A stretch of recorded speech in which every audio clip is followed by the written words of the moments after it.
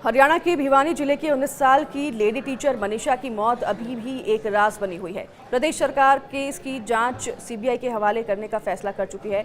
सभी को उम्मीद है कि सीबीआई जांच में मौत का सच सामने आएगा। पुलिस इसे सुसाइड बता चुकी है, तो सीएम नायब सिंह सैनी से लेकर बीजेपी के नेताओं के लगातार बयान सामने आने शुरू हो गए हैं। मनीषा की मौत को लेकर अब लगातार अलग अलग बयान सामने आ रहे हैं। ऐसे में सवाल उठ रहे हैं कि क्या सरकार को मनीषा की मौत का राज पता है। विधानसभा के मॉनसून सत्र में कांग्रेस इस मामले पर हंगामा कर चुकी है, तो लगातार हो रही राजनीति से परेशान होकर मनीषा के पिता संजय भी वीडियो जारी कर राजनीति न करने की अपील कर चुके हैं। इसी बीच दिल्ली एम्स में हुए पोस्टमार्टम के बाद फॉरेंसिक जांच के लिए सैंपल भिवानी पुलिस को मिल चुके हैं। ये सैंपल सीबीआई को सौंपे जाएंगे। एम्स में मनीषा के शव का तीसरी बार पोस्टमार्टम हुआ था। पहली बार भिवानी अस्पताल और दूसरी बार रोहतक पीजीआई में पोस्टमार्टम करवाया गया। अब जानिए कि मनीषा की मौत को लेकर नेता क्या बयान दे रहे हैं, जिनसे कि रहस्य और भी बढ़ गया है। पानीपत में मुख्यमंत्री ने भी अपना बयान दर्ज करवाया। उन्होंने कहा कि कई बार पारिवारिक विषय भी होते हैं, जिसके चलते ऐसे कदम उठाए जाते हैं। मुख्यमंत्री नायब सिंह सैनी ने कहा कि विपक्ष के पास कोई भी मुद्दा नहीं है और हमने कहा है कि मनीषा हमारी बिटिया थी, हमारी गुड़िया थी और उस पर राजनीति नहीं होनी चाहिए। हम चर्चा के लिए तैयार हैं, हर बात का जवाब सरकार देगी। मुख्यमंत्री ने यह भी कहा कि कई बार पारिवारिक विषय भी इस प्रकार के होते हैं। मेडिकल रिपोर्ट में भी ये आया है कि मनीषा ने दुकान से दवाई ली है।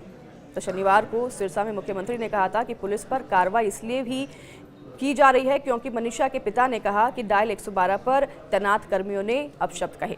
फिर वह एप्लीकेशन लेकर थाने में गए तो वहां भी पुलिस ने उनके साथ ठीक व्यवहार नहीं किया।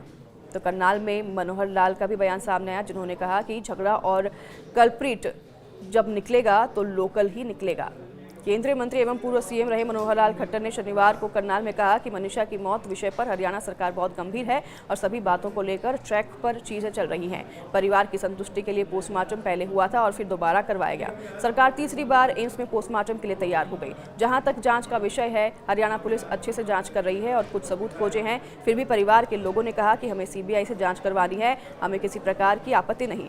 सोनीपत में बड़ौली ने कहा कि जो दोषी है वो पकड़े जाएंगे और सजा भी मिलेगी। तो बता दें आपको कि 6 दिन पहले मीडिया से बातचीत करते हुए बीजेपी प्रदेशाध्यक्ष मोहनलाल बड़ौली ने कहा कि मनीषा की मौत बहुत ही दुखद है।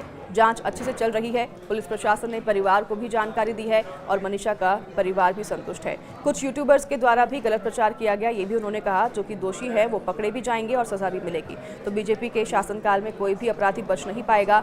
और इससे पहले भी बड़ौली ने इस मामले में कहा था कि 1-2 आरोपी पकड़े भी गए हैं और उचाना में बेदी ने भी बयान दर्ज करवाया। उन्होंने कहा कि दूध का दूध पानी का पानी हो गया है। सैनी सरकार में कैबिनेट मंत्री कृष्ण बेदी ने कहा कि मनीषा मौत मामले में दूध का दूध पानी का पानी हो चुका है और अब तो मनीषा के पिता ने भी हाथ जोड़कर कह दिया है कि मुझे माफ कर दो, मेरी बेटी की लाश पर राजनीति ना करें। तो परिवार ने जो मांग की सरकार ने मान ली है। कांग्रेस अपना घर कान भूल गई है, उन्होंने ये अपने बयान में कहा। कांग्रेस राज में मिर्चपुर व गोहाना कांड हुए, अपने कार्यकाल में तो वो एफआईआर भी दर्ज नहीं करते थे। लगता है कि कांग्रेस को ये सब कुछ दोबारा याद करना पड़ेगा। तो वहीं बता दें आपको कि लगातार अब सियासत शुरू हो गई है। वार पलटवार का सिलसिला भी लगातार शुरू हो गया है। बीजेपी का जहां पर तक लगातार कहना है कि जांच चल रही है और इस पर कार्रवाई आगे बढ़ रही है, तो वहीं दूसरी ओर कांग्रेस की तरफ से भी अब पलटवार किया जा रहा है। लगातार निशानदेही पर बीजेपी की सरकार बनी हुई है। तो देखिए, मनीषा की मौत का मामला अभी भी संदिग्ध बना हुआ है। यह हत्या है या आत्महत्या, इसकी जांच अभी भी जारी है। प्राइमरी रिपोर्ट में आया है कि शरीर में जहर के कुछ अंश मिले हैं और अब वो जहर उसने खुद ही खाया या किसने खिलाया, यह जांच चल रही है। शरीर पर कुछ चोटों के भी निशान बताए जा रहे हैं और उनकी जांच भी लगातार चल रही है कि वह चोट कैसे लगी।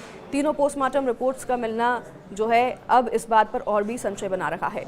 अब तीनों रिपोर्ट्स का मिलान करके जांच सीबीआई को सौंप दी गई है। अगर बीजेपी प्रदेशाध्यक्ष ने आरोपियों की गिरफ्तारी की बात कही है तो उनकी भी बात पर भरोसा करना चाहिए। तो बता दें आपको कि लगातार सरकार की तरफ से कहा जा रहा है कि कार्रवाई जारी है, लेकिन कार्रवाई अब सीबीआई को सौंप दी गई है और सीबीआई कैसे कार्रवाई करती है ये भी देखने वाली बात होगी, क्योंकि मनीषा के केस में अब कई तर्क और वितर्क सामने आने लगे हैं। पोस्टमार्टम की जो रिपोर्ट है एम्स की, वो भी सीबीआई को सौंप दी गई है। 21 अगस्त को अंतिम संस्कार किया गया था। आपको बता दें 25 अगस्त को श्रद्धांजलि सभा रखी गई थी, जिसे कि अब 27 अगस्त को कर दिया गया है। तारीख 2 दिन आगे बढ़ा दी गई है और तारीख आगे करने के कारण अभी सामने फिलहाल नहीं आए हैं। 11 अगस्त को बता दें कि मनीषा लापता हुई थी, तो पति संजय ने बताया था कि उनकी बेटी मनीषा 11 अगस्त को घर से निकली थी, लेकिन दोपहर के समय में मनीषा का फोन आया उसने कहा कि वह एडमिशन के लिए नर्सिंग कॉलेज जाएगी और इसलिए घर आने से लेट हो जाएगी। इसके बाद शाम को 6:26 पर फिर से कॉल आई, लेकिन पिता से बात नहीं हो पाई। इसलिए पिता को संदेह हुआ तो फिर उन्होंने बेटी की तलाश शुरू कर दी और फिर बेटी की तलाश के लिए वो गांव सिंघानी में पहुंचे, जहां पर बेटी नहीं मिली तो तलाश के लिए डायल 112 पर सूचना दी। पुलिस मौके पर पहुंची। संजय ने आरोप लगाया कि पुलिस वालों ने उनके साथ अभद्रता की। 13 अगस्त को फिर बता दें कि लाश मिली, जिससे कि सनसनी फैल गई। हत्या का केस दर्ज हुआ और फिर पिता संजय 12 अगस्त को लोहारू थाने में शिकायत देने गए तो वहां भी पुलिस ने बेटी को लेकर गलत शब्दों का प्रयोग किया। तो वहीं बता दें आपको कि अब एफआईआर भी देरी से दर्ज गई, ये भी पिता का आरोप है। तो अब इस पूरे मामले में लगातार जांच पड़ताल की जा रही है। पुलिस के भी कई अधिकारियों को सस्पेंड किया गया है और परिवार के इन आरोपों को ही सीरियसली ऐसे लिया जा रहा है। और जब रिपोर्ट्स आई है एम्स की तीसरी रिपोर्ट, वो सौंप दी गई है सीबीआई को। सीबीआई की जाँच अब कहाँ तक जाती है, ये देखने वाली बात है।